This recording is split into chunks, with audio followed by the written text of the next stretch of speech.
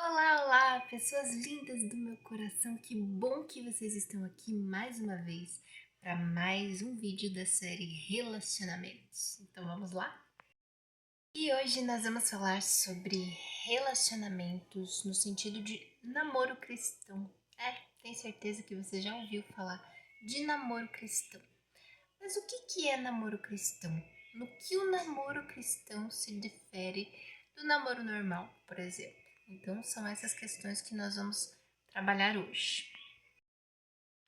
Quando a gente não é cristão, né, que nós não estamos familiarizados com essa cultura cristã, nós vemos que na sociedade o que é apresentado pelos filmes, pelas novelas e o que a gente vê na realidade, principalmente, é um namoro que para a maioria das pessoas o normal, né? É o normal, que é um namoro onde tem beijo, abraço, qualquer tipo de contato físico, relação sexual.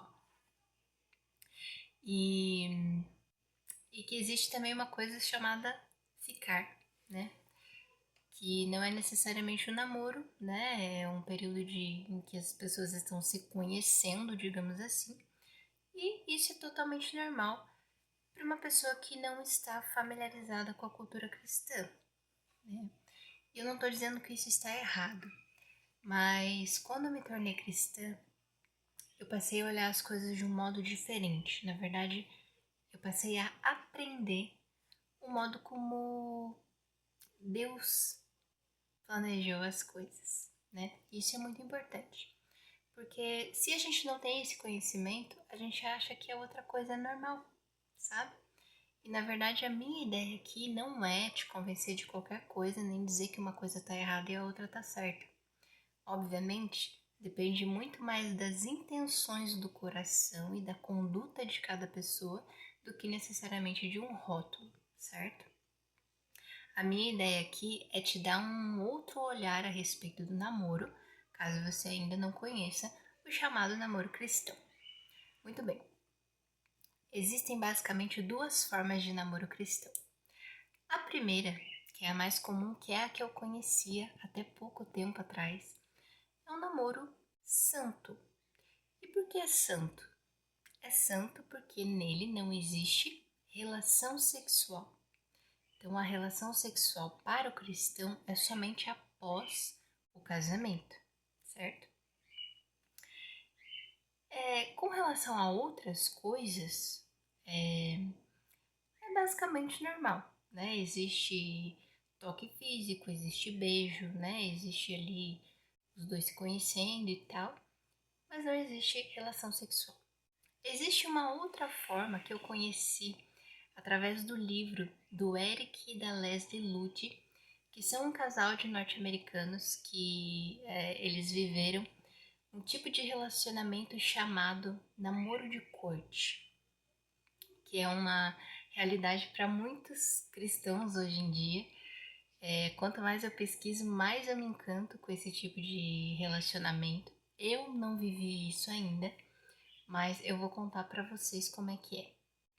É um namoro no qual existe basicamente uma amizade onde há muita conversa, ao conhecimento real do outro, né? Esse é o objetivo desse tipo de namoro. O objetivo é sempre o casamento, mas o namoro é feito para conhecer a outra pessoa e não para desfrutar da outra pessoa, entende? É como se fosse uma fase de teste.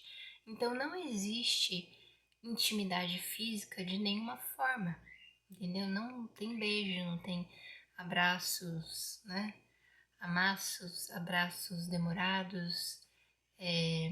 E na verdade, gente, eu tô falando aqui de coisas no exterior, né?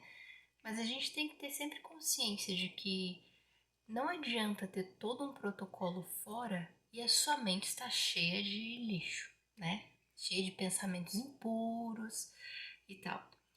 Nós sabemos muito bem que, como humanos, nós temos desejos, nós pensamos coisas, nós nos sentimos atraídos pelas pessoas, isso é inevitável. O que importa é o que a gente faz com isso. É para onde a gente escolhe direcionar os nossos pensamentos, certo? Se você tem um pensamento impuro e você fica alimentando, tá errado. Mas se você tem um pensamento impuro e você leva esse pensamento para Deus e ora sobre isso, né, e tenta entender o que está acontecendo, e vai sempre direcionando para a palavra, para a oração, vai pedir conselho para as pessoas que você sabe que são tementes a Deus e não para pessoas que você sabe que têm princípios totalmente diferentes dos princípios cristãos, né? Então, é o que você faz com isso, certo? Então, tudo que eu tô falando aqui sobre o namoro cristão, namoro de corte, só é válido se o teu coraçãozinho estiver limpo, tá? Então é muito mais uma coisa de dentro do que de fora. Tem muitos namoros, por exemplo, que não são os chamados namoro cristão, e as pessoas se respeitam e têm pensamentos mais puros e santos do que um namoro onde não existe toque físico, mas os pensamentos são totalmente poluídos, entendeu? Então, isso fique bem claro aqui. Mas, se tudo for feito certinho, de dentro para fora, o namoro de corte é quase um conto de fadas, assim, porque aquele tempo que você gastaria, por exemplo, conhecendo a boca do seu parceiro, você conhece os. Me fugiu a palavra agora. Os propósitos de vida dele, os objetivos. Você gasta tempo em conhecer sem pressa, entende? E qual que é o objetivo disso? É que quando você chegue ao casamento, você não se surpreenda de uma forma ruim, sabe? Por que muitos casamentos acabam hoje, gente?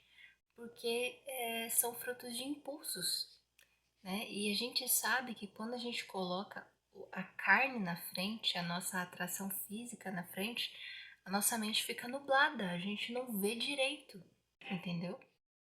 O amor é cego nesse sentido, né? Quando é um amor inconsciente, guiado pelas paixões da carne, você quer o prazer na hora e você curte aquilo enquanto você sente, mas depois que acaba, você olha para o lado e vê, meu Deus, o que é que eu tô fazendo aqui, né? E a gente sabe muito bem que o casamento não é algo para acabar. Deus não fez o casamento para acabar, não é qualquer coisa que você diz, eu vou casar e se não der certo eu separo. Não.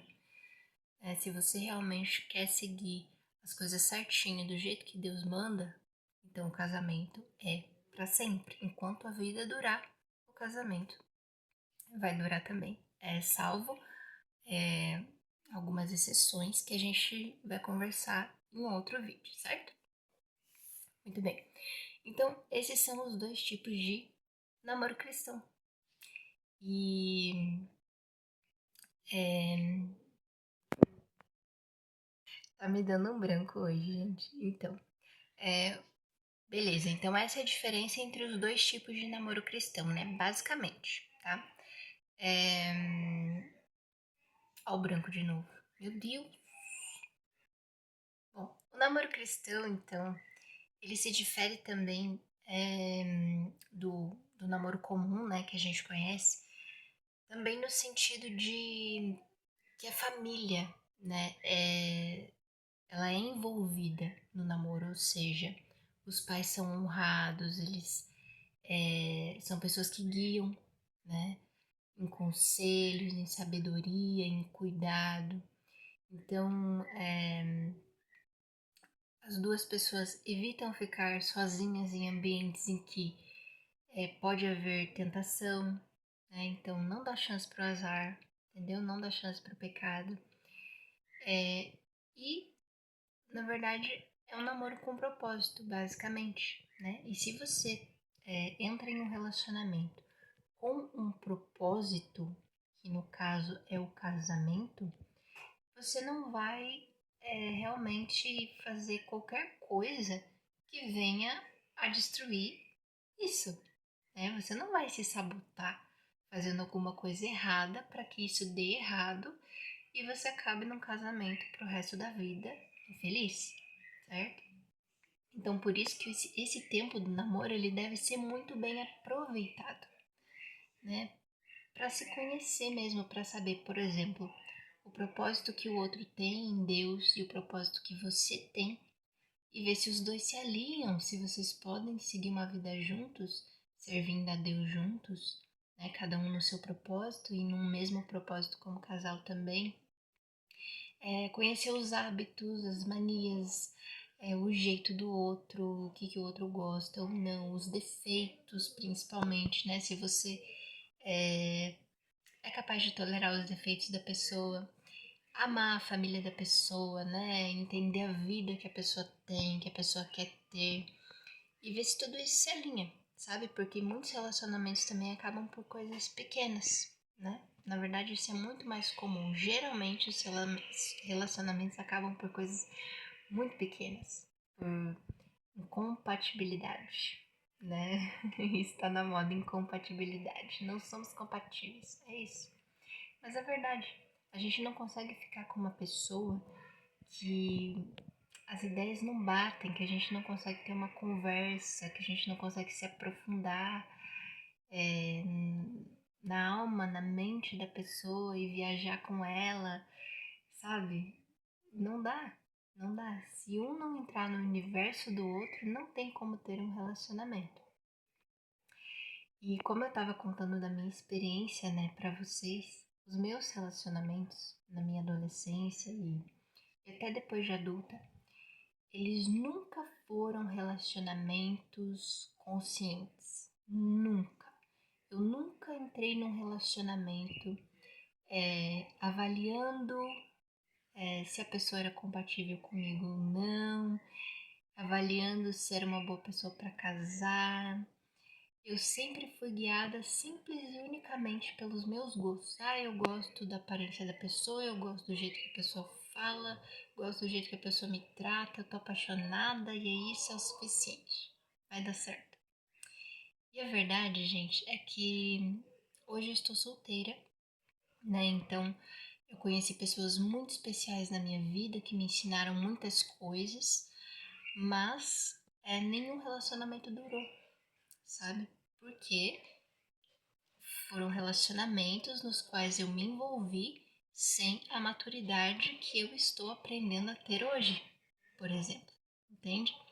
Então eu me sinto com uma certa autoridade para gravar esses vídeos a respeito de relacionamentos, por mais que eu esteja solteira no momento, justamente porque eu já passei por coisas que me arrependo, já aprendi coisas com as minhas experiências que deram errado, já vivi coisas também que deram certo, mas a verdade é que nenhum dos meus relacionamentos até hoje durou. E esse é o motivo pelo qual, há um tempo considerável, acho que quase 3 anos já, eu fiz uma aliança com Deus de que o próximo homem com quem eu me envolver vai ser o meu melhor amigo e o meu marido, certo? Por quê? Porque tem que ser algo muito bem pensado, muito bem orado, muito bem analisado. É algo mais racional do que eu gostaria de admitir, porque eu sou muito romântica e eu tenho certeza que muita gente também é. Se a gente pudesse viver um conto de fadas e não pensar em mais nada, seria ótimo. Mas eu digo para vocês, vale muito a pena colocar a sua vida amorosa nas mãos de Deus. O Senhor ainda não me deu nenhuma resposta a respeito de um relacionamento futuro para mim, ou algo nesse sentido, mas eu sinto que ele tem trabalhado em mim muitas questões da minha personalidade, que eu sou um pouquinho difícil, né? Talvez um pouquinho mais que difícil.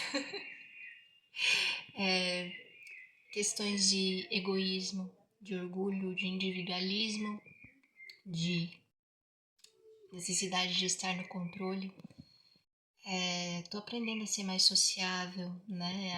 A respeitar mais a opinião dos outros, a ser mais amorosa, que são características necessárias para um relacionamento, né? E tudo isso são coisas que você observa no namoro. Então, se você deseja ter um namoro com alguém, que seja um namoro que tenha toque físico, que tenha beijo e tal, que seja algo racional, né? Não passe dos limites, Tenha sempre consciência do seu propósito com Deus. É muito importante que Deus esteja guiando tudo. E se você decidir ter um namoro de corte, né, um namoro que seja uma amizade profunda com alguém no qual você vai conhecer essa pessoa e abrir mão nessa fase do namoro do contato físico, que seja uma bênção também, que você aproveite muito esse tempo, consulte Deus nas suas orações e pergunte sempre a Ele o que Ele deseja para sua vida. Consulte pessoas que você, né, pessoas de autoridade na sua vida, que são pessoas sábias, que você vê que têm verdadeiramente vida com Deus. Se aconselhe com essas pessoas. E eu acho que é isso. Eu acho que é isso a respeito do namoro. Né? O namoro é uma fase importante do relacionamento, porque ela vem antes do noivado, né? Antes do casamento. E é uma fase com propósito. Namoro nunca foi entretenimento, nunca foi, ai, queria tanto ter alguém pra beijar na boca, pra sair de mão dada, pra ir no cinema. Não, né? Isso pode acabar fazendo parte de alguns tipos de namoro, mas o objetivo não é esse. É sempre um caminho com uma linha de chegada, certo? Espero que esse vídeo tenha te ajudado de alguma forma. E não se esqueça de curtir, compartilhar, se inscrever no canal e até a próxima. Tchau, tchau.